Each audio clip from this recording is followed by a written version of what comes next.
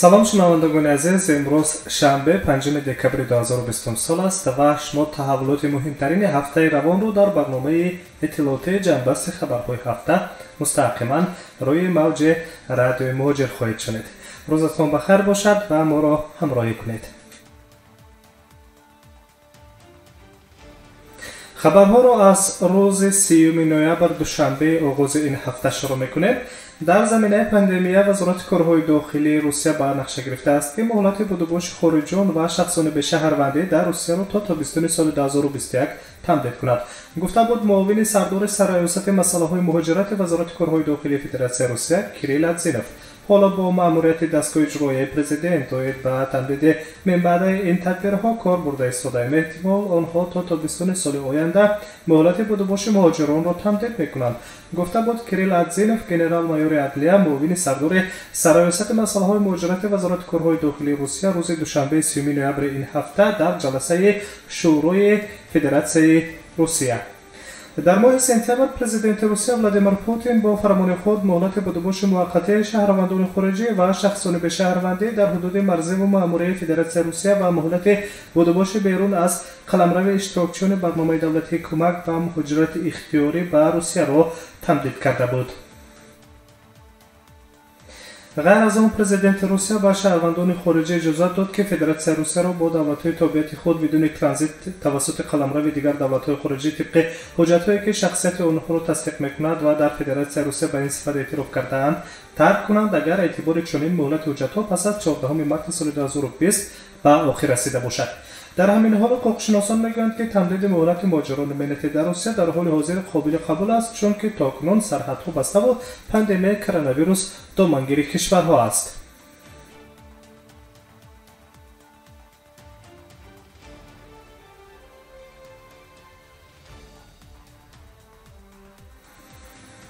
душанбе 30 ноябр дар ин ҳафта гуфтем ки полисияи шаҳри Санкт-Петербург як зодаи тоҷикистонро бо гумони ғорати як ҳамватани худ боздошт кард, навишта буд агентии иттилоотии федералӣ.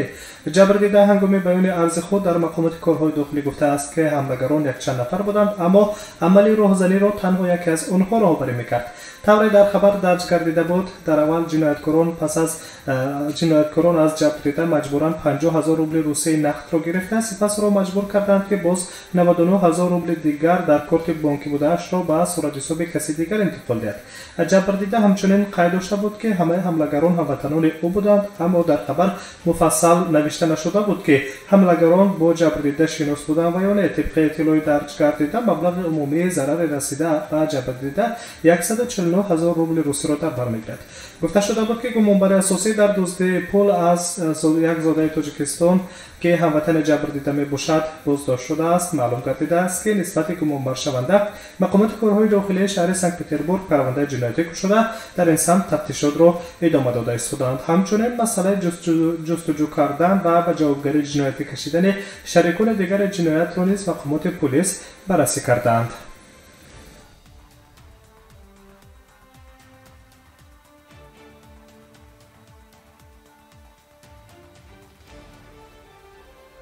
барномаи иттилоотии ҷанбасти хабарҳои ҳафтаро бо таҳаввулоти муҳимтарини ин ҳафта шумо мустақиман мешунавед. дар рӯзи 1 декабр сешанбе гуфтем ки дар шаҳри балашхи вилояти Москав як муҳоҷир филмсозонро бидуни шишаҳои хун ва пулҳои қалбакӣ гузошт. бино ба иттилои вазорати корҳои дохилии русия, муҳоҷире ки аз он ному насаб ва шаҳрвандии кадом кишвар буданаш мушаххас гуфта нашуда буд, бо гумони дуздии як қатор ашёҳои лозимии муассисаи давлатии Мосфилм боздошт шуд. тавре намояндаи вазорати корҳои дохилии русия генерал-майор Ирина Волк қазияро шаҳр дода буд. муҳоҷири гумонбаршаванда ба ин ҷиноят дар кӯчаи Алейнаи шаҳри балашхи вилояти Москав ва дохили микроавтобусе ворид шуда, аз он ҷо бастаҳои полии қалбакӣ, ду шиша хуни сунъӣ, таҷҳизоти барқӣ, чатр, айнак ва чанд ҷиҳози дигареро ки ба муассисаи давлатии Мосфилм барои сабти филме ҷудо шуда буд ба як моҳ бурдааст. در پرسش اول خود جنایتکار به مفتشان نقل کرده بود که از آن بخبر بوده است که مبلغ‌ها و شیشه‌های خون دزدیده‌اش خلوتی است. با این ابلیغش گمانبر شونده فیلمبرداران را به لوازمات ضروری گذاشت که بعد تأخیر افتادن ثبت پارچه از فیلم سبب گشت. ضرر رسانیده شده 217,000 روبل را تشکیل می‌دهد. حالا مهاجر گمانبر شونده در این جنایت در حبس پیشکی گرفته شده، عمل‌های تفتیشاتی در نسبتش ادامه دارد. یادآور می‌شویم که رهبریت مؤسسه دولتی موسفیلم از شکایت بردن در نسبت مهاجر گمانبر شونده به دزدی دست کشیدند.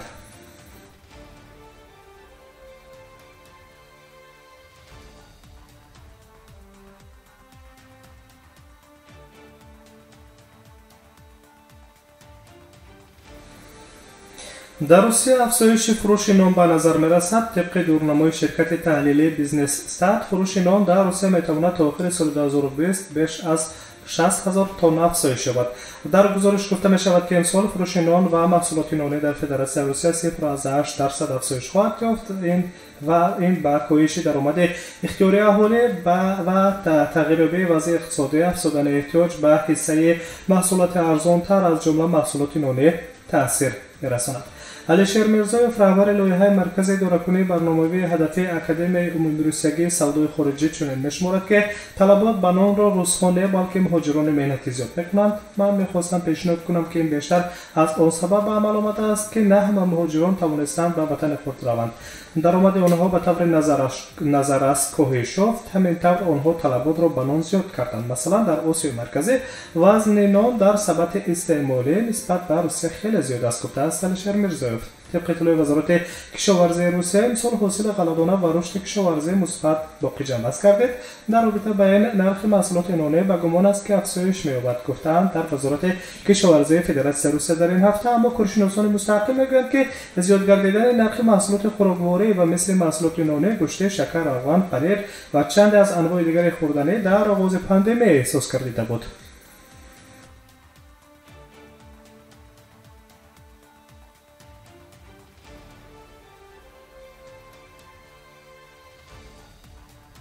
شما مهمترین تحولات هفته روان را در برنامه اطلاعاتی جنبست خبرهای هفته مستقیما در روی موج رادیو مهاجر میشنوید. 2 دکمبر چهارشنبه، سفیر فوق‌العاده و مختار جمهوری تاجیکستان در فدراسیون روسیه امامالدین ساتاروف با وزیر ساختمان، منزل و کمونالی روسیه ایرک فیزولین ملاقات کرد. خبر داده بودند از دفتر مطبوعات سفارت تاجیکستان در مسکو. گفته می شود که جانب‌ها از جمله سفر گذشته رهبر پلات بالای پارلمان تاجیکستان رستم امامعلی به مسکو و نتیجه‌های گفت‌وشنیدهای او را با نمایندگان مقامات روسیه محاکمه نموده بودند. در مکالمه با وزیر ساختمان روسیه امامالدین ساتاروف امکانیت‌های سرمایه‌گذاری نوی تجارت روسیه را در بخش ساختمان، صنعت و دیگر لایحه‌های زیرساختی در تاجیکستان بررسی کرده است. موضوع اساسی مذاکرات این جانب‌ها مهاجران و تاثیر آنها بر ساحه ساختمان در روسیه بود. جانب‌ها وضع کنونی بازار مهنت را با سبب پاندمی کرونا ویروس، همچنین راه‌های حل مسائل حل نشده را بررسی کردند. همچنین مشکلات ورود مهاجران مهنتی از تاجیکستان به روسیه که مربوط به بخش ساختمان، نگهداری و خدمت‌رسانی علاقه‌مندان بررسی گردیده است. سفیر تاجیکستان در مسکو امامالدین ساتاروف و وزیر ساختمان روسیه ایرک فیزولین به مکانیزم‌های همکاری‌های من بعد در مسائل جلب متشکلانه متخصصان مهنتی از تاجیکستان برای کار در ساختمان‌های روسیه دقت مخصوص دادند.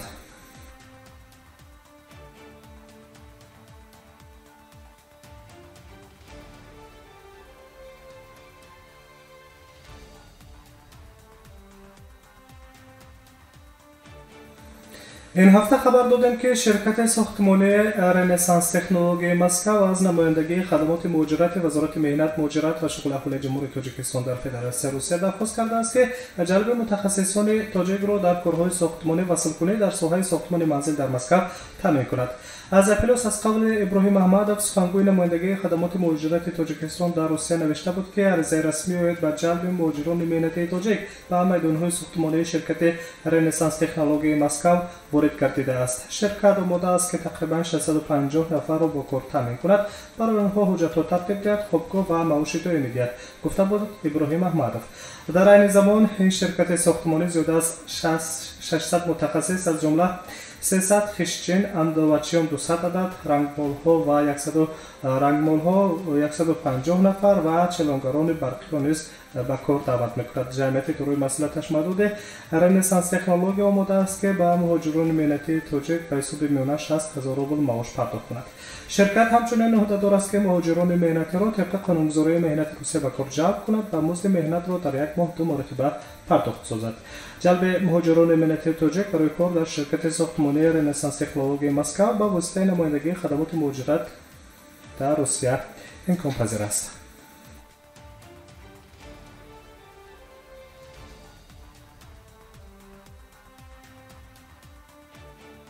таҳвилоти ҳафтаи равон дар барномаи иттилоотии ҷамъбаси хабарҳои ҳафта мустақиман рӯи мавҷи радиои муҳоҷир. дар моҳи декабр ширкати ҳавопаймоии ватании Сомонеер аз шаҳрҳои гуногуни Русия ба Тоҷикистон 146 адад парвозҳои содиротиро анҷом медиҳад, ки ба ин парвозҳо танҳо шаҳрвандони Тоҷикистон роҳ хоҳанд ёфт. дар моҳи ноябр низ ширкати Сомонеер зиёда аз 100 парвози чартерии содиротиро анҷом дода буд. он замон бино ба иттилои хабаргузориҳо нархи чиптаҳои ҳавопаймои 395 евро гуфта мешуд. сабаби баландии нархи чипта дар он арзёбӣ мегардед ки тайёраҳои ширкат аз Тоҷикистон ба шаҳрҳои Русия бемусофир парвоз мекунанд, ки ин сабаб гаштааст аз нархҳои муқаррарӣ ширкат нархи чиптаҳои парвозҳои содиротиро барои рӯйпӯш кардани хароҷотҳояш боло барад. тайёраҳои Somon Air то санаи охири моҳ, яъне то рӯзи 31 декабр зиёда аз 146 адад парвозҳои содиротиро аз шаҳрҳои Москва, Санкт-Петербург, Екатеринбург, Қазона, Новосибирск, Сургут, Красноярск, Краснодар ва Иркутск ва шаҳри Душанбе анҷом хоҳанд дод. арзиши чиптаҳои ҳавопаймоии ширкати ҳавонавардии Somon Air барои моҳи декабр ҳоло эълон нашудааст, вале ба эҳтимоли зиёд нархҳои парвозҳо дар моҳи декабр ба нархҳои парвозҳои дар моҳи ноябр анҷом додашуда баробар хоҳад буд.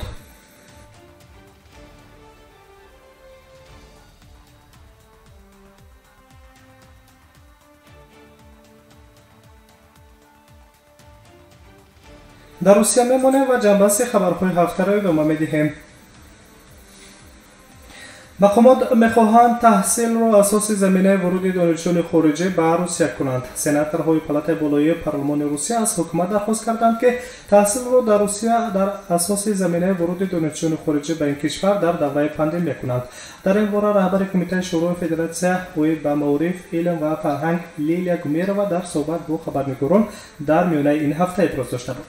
таҳсил дар кишвари мо барои вуруди донишҷӯёни хориҷӣ ба Русия дар ҳоли ҳозир асос нест. мо ба мувофиқа расидем, ки ба ҳукумат барои омӯзиши чунин имконот ҳамкорӣ кунем, гуфтааст Лилия Гумерова дар пай як ҷаласа байнидоравӣ дар ин мавзӯъ. ба гуфтаи вай натиҷаҳои мониторинг нишон медиҳанд, ки бино ба баста будани сарҳадҳо донишҷӯёни хориҷӣ аз Русия берун мондаанд ва дарсҳои онҳо ба таври онлайнӣ сурат мегирад, ки на ҳамаи онҳо метавонанд пурра ва аз рӯи талаботҳои ҷория ба дарсҳо пайванданд. дар ҳоле ки дарсҳои онлайнӣ ҳар рӯз шурӯъ мегардад, дар як кишваре рӯз аст, дар кишвари дигаре шом ва ё нимашаб. мушкили техникӣ ва ё интернетӣ низ донишҷӯёни хориҷии мо доранд. дар аксари маврид бештари онҳо пурра наметавонанд дар дарсҳои онлайнӣ ширкат кунанд, ки ин ба раванди паст гардидани сатҳи таълим дар донишгоҳҳои Русия сабаб мегардад. таъкид доштааст раҳбари Кумитаи шӯрои Федератсия оид ба маориф, илм ва фарҳанг Лилия Гумерова.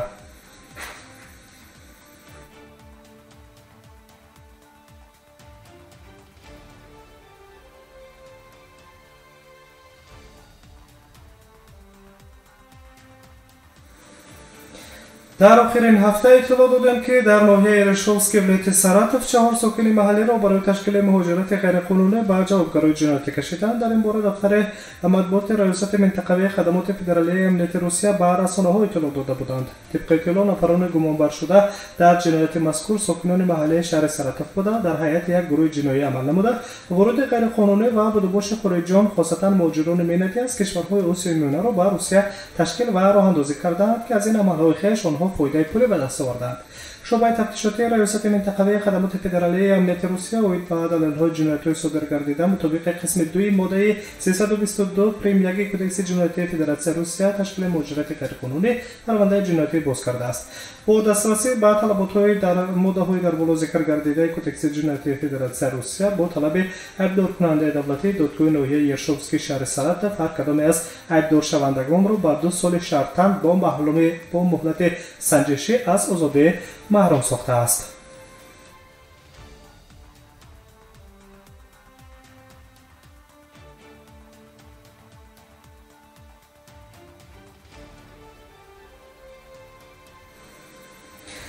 дар муассисаҳои савдо, бозорҳо ва дуконҳои фурӯши молу маҳсулот дар шаҳри Челябинск асосан дар онҳо муҳоҷирони меҳнатӣ ба кор ҷалб мекарданд, кормандони пулис дар охири ин ҳафта якҷоя бо дастаи махсуси нерӯҳои омони мақомоти ростгвардияи минтақа тафтиши риояи қонунгузории муҳоҷиратро ба роҳ мондаанд.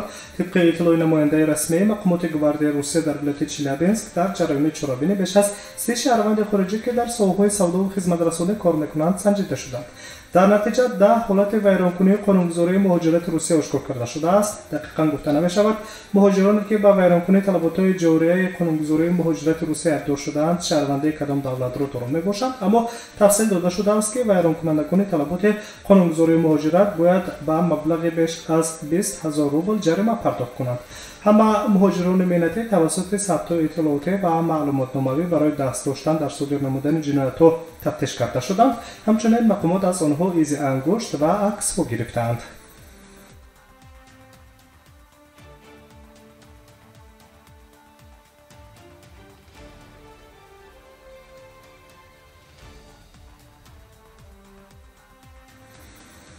маҳмурод Одинаев, муовини раиси ҳизби социал-демократ ки та чанд рӯз аз худ дарак намедод бино ба навиштаи хабаргузориҳои маҳаллӣ аз қавли Раҳматилло Зоиров, раиси ин ҳизб, ӯ дар як макони пинҳон будааст ва табобат мегирифтааст.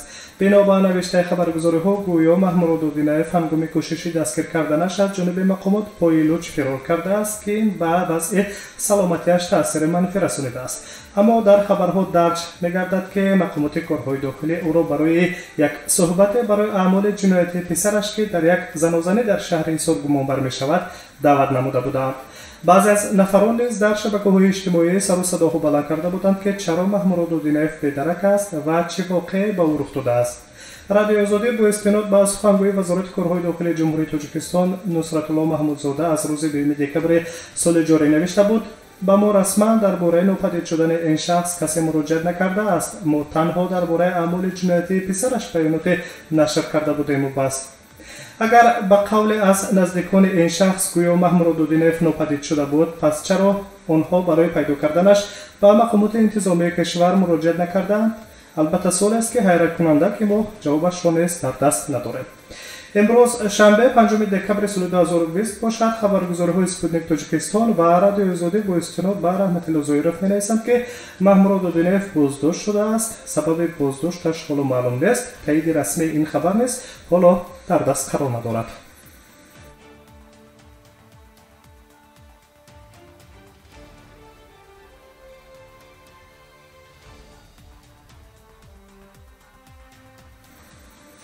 агентии федералии нақлиёти ҳавои Русия ба парвозҳое ки иҷозатномаи мувофиқ барои иҷрои ҳамлу нақли байналмилалии мусофир ва ё борҳоро доранд тағйирот ворид кард ва як ширкатеро дар ин рӯйхат ҷой дод ки бояд аз Тоҷикистон парвозҳои содиротӣ анҷом диҳад. дар байни 11 ширкатҳои ҳавопаймоӣ барои анҷоми парвозҳои чартерӣ мақомоти Росавиатсияи Русия ширкати ҳавонавардии Azur Airро низ барои анҷоми парвозҳои содироти махсус аз Тоҷикистон ба Русия ворид сохтанд. ҳамин тавр тибқи нақшаи агентии федералии нақлиёти ҳавои Русия Azur Air метавонад акнун парвозҳоро аз Иркутск ва Хуҷанд анҷом диҳад. ҳоло маълум нест ки мақомотҳои дахлдори Тоҷикистон ба ин пешниҳоди Росавиатсия мувофиқат кардаанд ва ё на.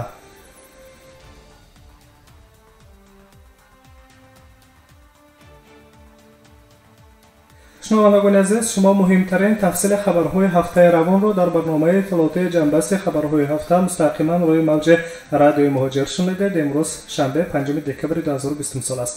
хуш бошед ва ба шумо истироҳати бо фароғат таманно месозем.